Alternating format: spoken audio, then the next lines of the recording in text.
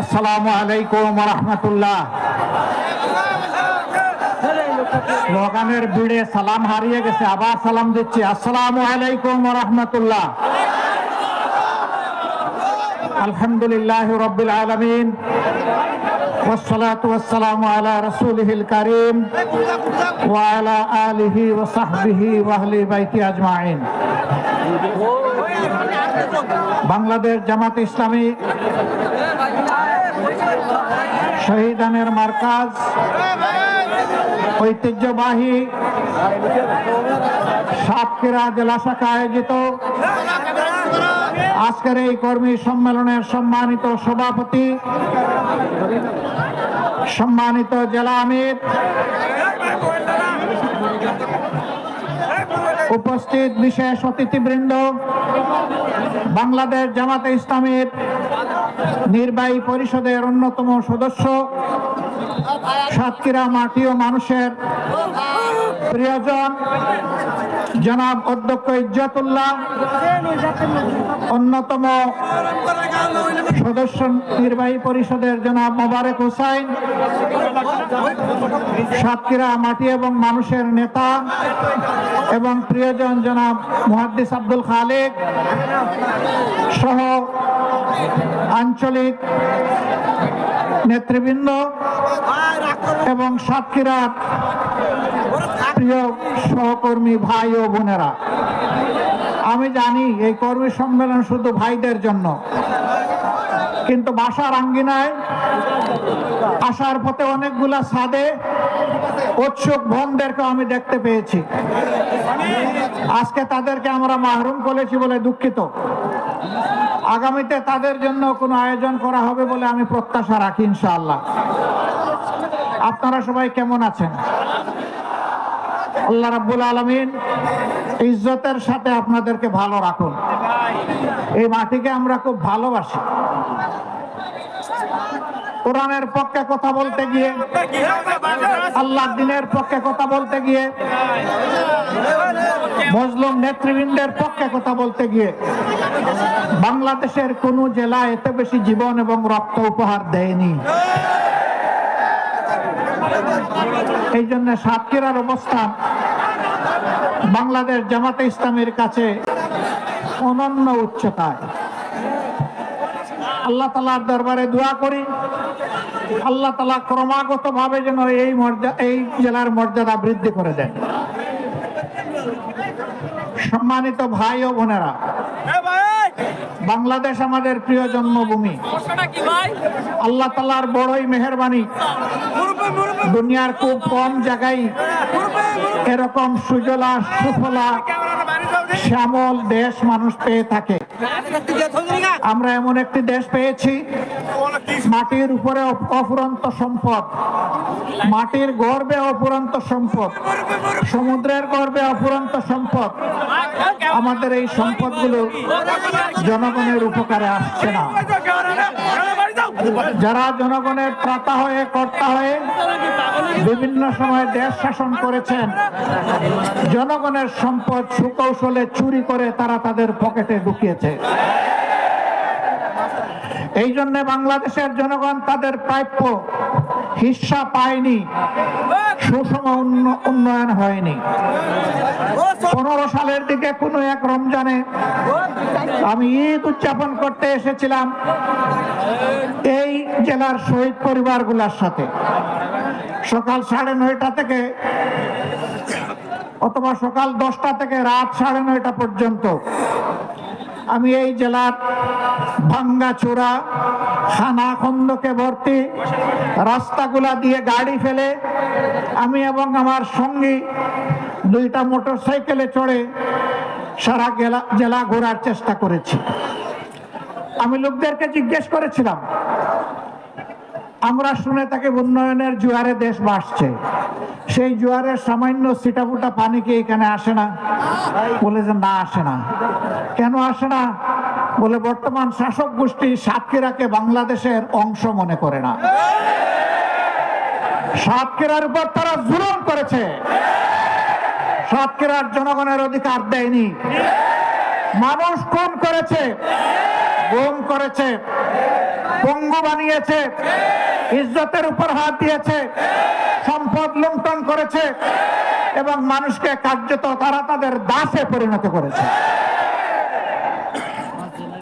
কম বেশি এই চিত্র ছিল বাংলাদেশের। সবচেয়ে খারাপ অবস্থা ছিল সাতক্ষীরার। আমরা মহান আল্লাহর দরবারে দোয়া করি, শুধু আল্লাহর দ্বীনের পক্ষ নেওয়ার কারণে যদি এই জেলার এই অবস্থা হয়, আল্লাহ তুমি দুনিয়া এবং আখিরাতে এই জেলার মর্যাদা তুমি বাড়াইয়া দাও। প্রিয় সহকর্মী বৃন্দ, বাংলাদেশ জামাতে ইসলামী আল্লাহ এবং জনগণের কাছে প্রতিশ্রুতিবদ্ধ যে এই জমিনে আমরা ইনসাফ কায়েম করতে চাই, আমরা দুর্নীতিমুক্ত একটি বাংলাদেশ গড়তে চাই, আমরা সুষম উন্নয়ন মানুষকে উপহার দিতে চাই। আমার জেলায় প্রধানমন্ত্রী আছে, তাই সব কিছু এই দিকে জোয়ারের পানিতে চলে আসবে, এই বাংলাদেশ আমরা দেখতে চাই না। আমরা এমন একটি বাংলাদেশ দেখতে চাই, কেউ চাইলেও তার অধিকার পাবে, না চাইলেও তার অধিকার পাবে। আমরা এমন একটি বাংলাদেশ দেখতে চাই যেই দেশে লক্ষ বেকার যুবকের মিছিল হবে না, বরঞ্চ আমাদের যুবকেরা আমাদের সম্পদে পরিণত হবে। তাদের হাতে মূল্যহীন এক টুকরা সার্টিফিকেট ধরিয়ে দেওয়া হবে না, বরঞ্চ শিক্ষা সমাপনীর সাথে সাথে তাদের হাতে কাজ তুলে দেওয়া হবে। এমন শিক্ষা চাই আর এমন শিক্ষিত জাতি চাই।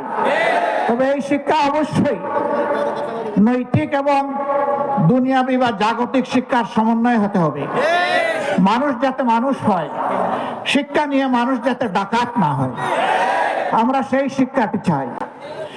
আমরা এমন একটি দেশ চাই যে দেশে আমাদের মা বোনেরা নিঃসংকোচে যেমন ঘরে সুরক্ষিত থাকবেন, কর্মস্থলেও সুরক্ষা পাবেন, রাস্তাঘাটেও সুরক্ষা পাবেন। তাদের দিকে কোনো খারাপ লোক চোখ তুলে তাকানোর কসরত পাবে না। তারা ইজ্জতের সাথে, মর্যাদার সাথে, তাদের দক্ষতা দিয়ে দেশের উন্নয়নে তারাও ভূমিকা রাখবেন। নবী করিম সাল্লাল্লাহু আলাইহি ওয়াসাল্লাম মানব জীবনের সবচেয়ে ঝুঁকিপূর্ণ কাজেও মহিলাদেরকে শরীক করেছেন। সেই কাজটি হচ্ছে যুদ্ধ। যুদ্ধে মারা পুরুষের পাশে থেকে তারাও যুদ্ধ করেছে। বিশেষ করে বদর যুদ্ধের কঠিন দিনে আমি প্রায় এই উদাহরণটা দিয়ে থাকি। যখন কাফেররা আল্লাহ রসুলের খুব কাছাকাছি চলে এসেছিল তাকে হত্যা করার জন্য, যখন পুরুষ যোদ্ধারা দিক বিদিক কিছুটা জ্ঞান হারিয়ে ফেলেছিলেন, তখন একজন মা চতুর্দিকে ঘুরে ঘুরে আল্লাহ রসুলকে বেষ্টনে দিয়ে রেখেছিলেন। যুদ্ধ যখন শেষ হয়েছে, তার শরীরে 37টা তীর ঝুলন্ত অবস্থায় ছিল, 70টা কঠিন আঘাত ছিল। রাসূল করিম সাল্লাল্লাহু আলাইহি ওয়াসাল্লাম বলেছেন, শত্রু যখন সামনের দিক থেকে এসেছে, তখন শত্রুর তীর আর আমার মাঝখানে ছিল আল্লাহর এই বান্দি। যখন পিছন দিক থেকে এসেছে ছিল আল্লাহর বান্দি। ঘুরে ঘুরে আল্লাহ রসুলকে কিভাবে তিনি রক্ষা করবেন? ডাইনে এসেছে ডান দিকে, বামে এসেছে বাম দিকে। আমাদের সেই সর্বোচ্চ ইজ্জতের মর্যাদাবান মায়ের নাম ছিল হযরতে নুসাইবা রাদিয়াল্লাহু তাআলা আনহা। যদি যুদ্ধের এই কঠিন ময়দানে আল্লাহ রসুল তাদের জন্য কর্মক্ষেত্র সৃষ্টি করে দিয়ে থাকেন, আমরা কে তাদের হাত বন্ধ করা? আমাদের ব্যাপারে ইসলামের প্রতিপক্ষ শক্তিরা অপপ্রচার চালায়। জামাতে ইসলামী ক্ষমতায় গেলে মহিলাদেরকে ঘর থেকে বের হতে দিবে না, আর যদি দেও আস্তে করে জোর করে একটা বুরকা পরাই দেবে। জোর করে পরানো লাগবে না। যে দেশে ইসলাম কায়েম হবে, এদেশের মানুষেরা, মায়েরা আনন্দের সাথেই সেদিন তারা ইজ্জতের জন্য তাদের সম্মানের মর্যাদার পোশাক পরিধান করবেন ইনশাআল্লাহ। তারপরেও কোনো মা, কোনো বোন যদি এই পোশাকের বাইরে থাকেন, আমরা তাদেরকে কথা দিচ্ছি, নিশ্চয়তা দিচ্ছি, কারো উপর জোর কাটানো হবে না। কারণ এদেশে শুধু মুসলমানরা বসবাস করে না, অন্যান্য ধর্মের লোকেরাও বসবাস করে। তারা তো আমাদের ধর্ম যেহেতু গ্রহণ করেনি, তাদের জন্য ইসলামের প্রেসক্রাইব করা পর্দাও তাদের জন্য প্রযোজ্য নয়। তারা যদি ইসলামের সৌন্দর্যে অভিভূত হয়ে ইসলাম কবুল করে, সেটা ভিন্ন কথা। তাদেরকে ইসলাম গ্রহণ করতেও কাউকেই বাধ্য করা হবে না। সম্মানিত সহকর্মী বৃন্দ, এই দেশে শুধু মুসলমানরা বসবাস করে না, হিন্দু, খ্রিস্টান, বৌদ্ধ ধর্মের লোকেরাও বসবাস করে। আমরা এমন একটি দেশ চাই যে দেশে মসজিদও পাহারা দেওয়ার প্রয়োজন হবে না, মন্দির এবং মঠও পাহারা দেওয়ার দরকার হবে না, গির্জাও পাহারা দেওয়া লাগবে না। সকল ধর্মের লোকেরা তাদের আপন আপন ধর্ম তাদের মতো করে শান্তিতে নিরাপত্তার সাথে তারা পালন করবেন।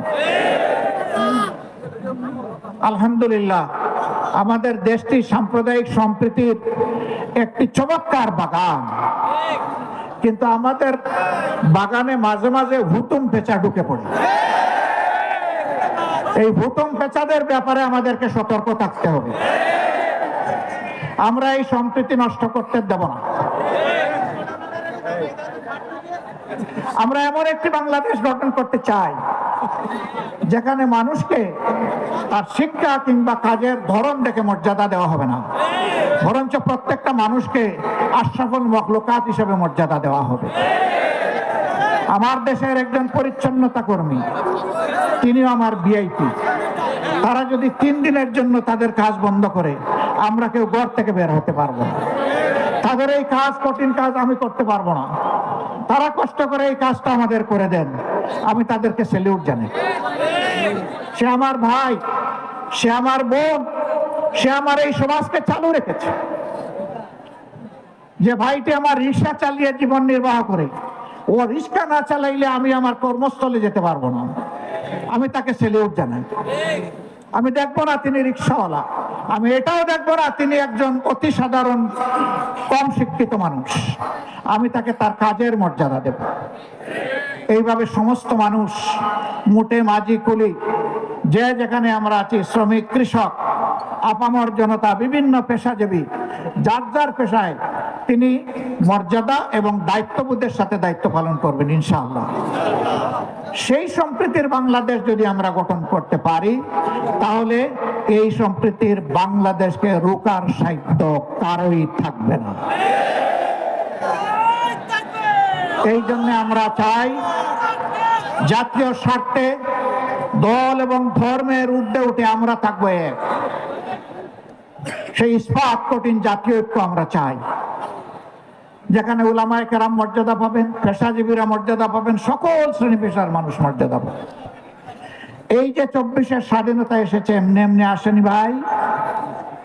2006 সালের 28 অক্টোবর স্পষ্ট দিবালোকে আলোকে বইটা দিয়ে আদম সন্তানদেরকে হত্যা করার পর যখন তাদের নিতর দেহ পড়ে পাচ্ছিল, তখন তার উপর উঠে বিকৃত রুচির ওই খুনিরা তখন তারা লাফালাফি করেছিল। সেই দিন বাংলাদেশ পথ হারিয়েছিল। সেই পথ হারা বাংলাদেশ দীর্ঘ ত্যাগের পর আবার আল্লাহর অশেষ মেহেরবানিতে 2024 সালের 5 আগস্ট আবার তার পথে ফিরে এসেছে। এর মাঝে অনেক রক্ত দিতে হয়েছে। 57 জন কমিটির দেশপ্রেমিক চৌকস সেনা অফিসারকে খুন করা হয়েছে 2009 সালের 25 এবং 26 ফেব্রুয়ারি ঢাকার পিলখানায় তৎকালীন বিডিআরের সদর দপ্তরে। এরপরে জামাতে ইসলামের নেতৃবৃন্দকে দফায় দফায় খুন করা হয়েছে। 2 জন সাবেক আমিরে জামাত সহ 11 জন কলিজার টুকরা, আমাদের মাথার তাজ শীর্ষ নেতৃবৃন্দকে বিচারের নামে জুলুম করে খুন করা হয়েছে। এই খুনের প্রতিবাদ যারা করেছেন, অন্যায়ের প্রতিবাদ করেছেন, তাদেরকে গ্রামে গঞ্জে খুন করা হয়েছে। আগেই বলেছি, সবচেয়ে বেশি খুনের ঘটনা ঘটেছে এই সাতক্ষীরায়। তারপরে আপনাদের পার্শ্ববর্তী জেলা ঝিনাইদহে এইভাবে বিভিন্ন জায়গায় খুনের তাণ্ডব চালানো হয়েছে। ভাই ও বোনেরা, সর্বশেষ এই বছরে 1 জুলাই থেকে শুরু করে 5 আগস্ট পর্যন্ত খুনের বন্যায় বাংলাদেশকে ভাসিয়ে দেওয়া হয়েছে। বৈষম্য বিরোধী ছাত্র জনতা রাস্তায় নেমে এসেছিল। তাদের হাতে কোনো আগ্নেয়াস্ত্র ছিল না, এমনকি তাদের হাতে কোনো ইট পাটকেলও ছিল না। তারা শান্তিপূর্ণভাবে দাবি আদায়ের জন্য রাস্তায় নেমেছিল। কোটার সংস্কারের জন্য, কোটা বাতিলের জন্যও নয়। তারা বলেছিল যৌক্তিক কোটা দেন, আমাদের আপত্তি নাই, কিন্তু কোটার নামে জাতির সাথে, মেধার সাথে তামসা করবেন তা আমরা মানব না। কেন তারা এটা বললো? এই জ্বালায় তাদের বিরুদ্ধে মানুষের কিনায়, এদেশের মানুষের কিনায় অস্ত্র এবং বুলেট দিয়ে জাতির বিরুদ্ধে তাদেরকে পাঠিয়ে দেওয়া হলো। একদিকে সরকারি বাহিনীকে নামিয়ে দেওয়া হলো, আরেকদিকে সরকার তাদের সশস্ত্র গুন্ডাদেরকে নামিয়ে দিল। এই উভয় পক্ষের আঘাতে আঘাতে জর্জরিত হয়ে ১৫০০-এর কম বেশি আদম সন্তান শুধু এই ক্ষুদ্র সময়ের ভিতরে দুনিয়া থেকে বিদায় নিয়েছেন। ৬ সালের ২৮ অক্টোবর থেকে শুরু করে ২৪ সালের ৫ই আগস্ট পর্যন্ত জালিমের জুলুমের শিকার হয়ে যারা বিদায় নিয়েছেন, আল্লাহর দরবারে দোয়া করি আল্লাহ তাআলা তাদেরকে শহীদ হিসাবে কবুল করুন। তাদের পরিবারকে আল্লাহ মর্যাদা দান করুন। এই পরিবারগুলো জাতির সম্পদ। আজীবন আল্লাহ তাআলা এই পরিবারগুলোর কাছে আমাদের ঋণবোধের মানসিকতা নিয়ে তাদেরকে সম্মান করার তৌফিক দান করুন। যারা পঙ্গু হয়েছেন তাদের খেদমতকে আল্লাহ কবুল করুন। আল্লাহ তাদের জীবনটা সচল করে দিন। প্রিয় সাতক্ষীরাবাসী, আজকে আসার পথে আমি দেখলাম এরকম আরো ৩টা মাঠ উপচে পড়া মানুষ রাস্তাঘাটে। এই মাঠে তাদেরকে সুযোগ দেওয়া যায়নি বলে আমি সবার পক্ষ থেকে দুঃখ প্রকাশ করছি। আল্লাহ তাআলার আসমান অসীম, জমিন সসীম। সেই সসীম জমিনের ছোট্ট একটা টুকরা আমরা পেয়েছি। আমরা এই বাংলাদেশকে প্রাণ উজাড় করে ভালোবাসতে চাই। আমরা ভালোবাসি। এই জন্য আমাদের কোনো দাদা, মামা, খালু, ফুফির বাড়ি নাই। এটি আমাদের আউয়াল ঠিকানা, দুনিয়ায় এটি আমাদের আখের ঠিকানা। আমাদের উপর জুলুম করা হয়েছে, আমরা দেশ ছেড়ে কোথাও পালিয়ে যাই। দেশকে যারা ভালোবাসে তারা দেশ ছেড়ে পালিয়ে যেতে পারে না। দেশের প্রতি যাদের দায়বোধ নাই তারা যে কোনো সময় দেশকে খোদা হাফিজ বলতে পারে। আমরা বলবো না। আমরা আমাদের আল্লাহর কাছে আমরা খুবই বিনীত, কৃতজ্ঞ। তিনি এমন একটি সুন্দর দেশে আমাদেরকে পয়দা করেছেন। আমরা এই দেশ নিয়ে বাঁচতে চাই, এই দেশেই অন্যায়ের বিরুদ্ধে লড়তে চাই এবং এই দেশকেই আমরা দুনিয়ার একটা শ্রেষ্ঠ দেশে পরিণত করতে চাই। এই সংগ্রামের দায়িত্ব আপনাদেরকে নিতে হবে। আপনারা নেওয়ার জন্য প্রস্তুত? এই হালকা প্রস্তুতি হবে না। আওয়াজ দেন, আপনারা প্রস্তুত? আলহামদুলিল্লাহ, আল্লাহ কবুল করুন। আজকে সারা বাংলাদেশ থেকে গর্জন উঠেছে সিংহের আওয়াজে। আমরা জীবন দিব, কিন্তু আমার দেশের ১ ইঞ্চি মাটি কোনো হায়নাকে দেব না। আল্লাহ তাআলা আমাদেরকে এই শক্তি দান করুন। ২৪-এর আমাদের সন্তান, বুকের সন্তান, যুবক যুবতীরা তারা যে অন্যায়ের বিরুদ্ধে বুক চিতিয়ে লড়াই করেছে, আল্লাহর কাছে চাই, হে আল্লাহ তুমি তাদের অন্তর দেশপ্রেম এবং তোমার ইমানের নূর দিয়ে পরিপূর্ণ করে দাও। আর ও ধরনের জেনারেশন প্রজন্ম আমাদেরকে বারবার উপহার দাও। বাংলাদেশের মানুষের ফুলের বাগান তুমি ওই সমস্ত মানুষ দিয়ে পরিপূর্ণ করে দাও। আমরা একটা মানবিক বাংলাদেশ গড়তে চাই। এই বাংলাদেশের দায়িত্ব যুব সমাজের হাতে তুলে দিতে চাই। এই যুব সমাজই ভবিষ্যতের বাংলাদেশ। আপনারা সবাই দায়িত্ব তুলে দিতে রাজি আছেন? যারা বয়স্ক তারা কি মন খারাপ করলেন? একবার এক সন্তানকে সম্বর্ধনা দেওয়া হচ্ছে তার কৃতিত্বের জন্য। তো ছেলের ব্যাপারে অনেক কিছু বলা হয়েছে। বাপকে কেউ চিনে না। বাপ এতক্ষণ চিন্তা করলো, কি রে আমারে কেউ একটু স্মরণও করলো। যখন তার হাতে ক্রেস্ট তুলে দেওয়া হবে, বাপ দাঁড়িয়ে বলল, আমার একটি কথা আছে। এত সময় আপনারা যাকে সম্বর্ধনা দেওয়ার জন্য অনেক প্রশংসা করেছেন, দেখতে হবে ছেলেটা কার। আলহামদুলিল্লাহ, এক কথায় সব কিছু বুকের ভিতরে এসে গেছে। বুকের ছেলে যেমন বুকে থাকে, বুকের ছেলের কৃতিত্ব তেমন বাবার বুকে চলে আসে।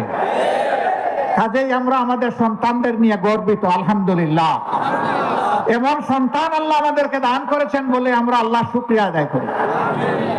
সেই বাংলাদেশে আমরা চাচ্ছি। আমরা ইনশাআল্লাহ আমাদের সন্তানদেরকে সঙ্গে নিয়ে বুকে ধারণ করে আগামীর দায়িত্ব তাদের হাতে তুলে দেব। এই বাংলাদেশ আমরা চাই। এই বাংলাদেশ আপনারাও চান? তাহলে ঘরে ঘরে আওয়াজ ছড়িয়ে দিন। আমাদের কথা খুব সংক্ষিপ্ত। আগেও বলেছি, আল্লাহ যেহেতু এই দেশটা আমাদেরকে দিয়েছেন, আমরা এই দেশটাকে পৃথিবীর একটা শ্রেষ্ঠ দেশ বানাতে চাই ইনশাআল্লাহ। কিন্তু আমাদের আকাশে আজকের মেঘের কথা বলছি না, কালো শকুন এখনো ঘোরাফেরা করতেছে। এই শকুনের দিকে তীর্যক দৃষ্টি রাখতে হবে। কোনো শকুনকে মাটিতে নামতে দেওয়া যাবে না। আপনারা টের পাচ্ছেন মাঝে মধ্যে ফুসফাস? হ্যাঁ, আমরা ধৈর্যের পরিচয় দিয়েছি, ওরা আমাদের ধৈর্যের সুড়সুড়ি দেয়, যেন আমাদের ধৈর্যের বাঁধ ভেঙে তাদের মতো কাণ্ড জ্ঞানহীন আমরা কিছু করে বসি। ওরা বলেছিল আওয়ামী সরকারের পতন হলে মাত্র 2 দিনে 5 লক্ষ মানুষ প্রতিপক্ষের লোকেরা খুন করে ফেলবে। এটা কি বাংলাদেশে হয়েছে? কেন হয় নাই? ওরা কাণ্ডজ্ঞানহীন অপদার্থ ছিল, কিন্তু জাতি অত্যন্ত কাণ্ডজ্ঞান সম্পন্ন। এই জাতি কাণ্ডজ্ঞানহীন নয়। ওরা দেশকে ভালোবাসে না বলে পালায়ে যায়। এই জাতি দেশকে ভালোবাসে বলেই ওগুলা করতে দেয়নি। অতএব আমাদের ধৈর্যের আর পরীক্ষা নিয়ে কোনো লাভ নাই। আল্লাহর পক্ষ থেকে এই জাতি ধৈর্যের পরীক্ষায় উত্তীর্ণ হয়ে গিয়েছে, আলহামদুলিল্লাহ। এই ধৈর্য আমাদেরকে অব্যাহত রাখতে হবে। যে দিক থেকেই আমাদেরকে উস্কানি দেব, কারো পাতা ফাঁদে আমরা পা দিব না ইনশাআল্লাহ। ধৈর্যের সাথে সকল পরিস্থিতি আল্লাহর পর ভরসা করে আমরা মোকাবেলা করব। আজকে আপনাদের সামনে এই শহীদ ঈদগায় দাঁড়িয়ে 2টি কথা বলার সুযোগ যে মহান মাবুদ আমাকে দান করলেন, আমি সেই মহান মাবুদের দরবারে শুকরিয়া আদায় করছি। দেশে বিদেশে স্বৈরাচারের হাত থেকে দেশটাকে মুক্ত করার জন্য সমান তালে অনেকে লড়াই করেছেন। আমি আজকে এই জনসভা থেকে প্রবাসে অবস্থারত আমাদের বন্ধুদেরকে বিশেষভাবে আমি অভিনন্দন এবং মোবারকবাদ জানাচ্ছি। তারা লড়াই করতে গিয়ে দেশের ভিতরে তাদের আত্মীয় স্বজনকে নাজাল করা হয়েছে। সাংবাদিক কনক সরোয়ার নিউ ইয়র্কে বসে বাংলাদেশের মানুষের অধিকারের পক্ষে লড়াই করেছে। তার বোনটাকে ধরে নিয়ে কি রকম তার সাথে নিকৃষ্ট আচরণ করা হয়েছে এই জাতি তার সাক্ষী। প্রিয় ভাইয়েরা, এদের মধ্যে কোনো মনুষ্যত্ব বোধ ছিল না। আল্লাহর কোরআনের ভাষায় কালানাম, এরকম যারা আল্লাহ বলছেন এরা যেন পশু। আরেক ধাপ অগ্রসর আল্লাহ বলছেন বালহুম আদল। পশুর তো আমি বিবেক দেই না, এই জন্য সে ভালো মন্দ বুঝে না। ওদেরকে বিবেক দেওয়ার পরে যারা এই কাজ করেছে এরা পশুর চেয়েও নিকৃষ্ট। আল্লাহর কাছে ওই জাত থেকে কিয়ামত পর্যন্ত আশ্রয় চাই। ওই জাত যেন আর ফিরে আসতে না পারে। আপনারা সবাই সজাগ থাকবেন তো না ঘুমায় পড়বেন? আল্লাহ তাআলা এই জাতিকে সজাগ থেকে সকল ষড়যন্ত্র মোকাবেলা করার তৌফিক দান করুন। প্রিয় বাংলাদেশকে আল্লাহ তাআলা কবুল করুন। এ দেশের উপর আল্লাহ তার রহমত নাজিল করুন, বারাকা নাজিল করুন, শান্তির ফয়সালা দান করুন। এক টুকরা কোরআনের বাংলাদেশ আল্লাহ আমাদেরকে দান করুন। আপনাদের সকলকে আজকে এখানে আসার জন্য গভীর কৃতজ্ঞতা জানিয়ে, আল্লাহর জন্য ভালোবাসা জানিয়ে, হে আল্লাহ তুমি সাক্ষী থাকো, আমরা শুধুই তোমার জন্য আমরা এক অন্যকে ভালোবাসি। হে আল্লাহ, আমাদের এই ভালোবাসাকে তোমার জান্নাতে নিয়ে যাই আল্লাহ। আমরা যেন জান্নাতে এইরকম মহামিলনে মিলিত হতে পারি রব্বুল আলামিন। আল্লাহ তুমি আমাদের দেশটাকে একটা শান্তির দেশে পরিণত করে দাও। সবাইকে ধন্যবাদ। সাংবাদিক বন্ধুরা কষ্ট করে এসেছেন, আমাদের কথাগুলো আপনারা মেহেরবানি করে জাতি এবং আন্তর্জাতিক মহলে পৌঁছে দেবেন। আপনাদের কষ্টের জন্য আল্লাহ তাআলা আপনাদেরকে উত্তম জাযা দান করুন। আসসালামু আলাইকুম ওয়া রাহমাতুল্লাহ। বাংলাদেশ জিন্দাবাদ, বাংলাদেশ জামাতে ইসলামী জিন্দাবাদ।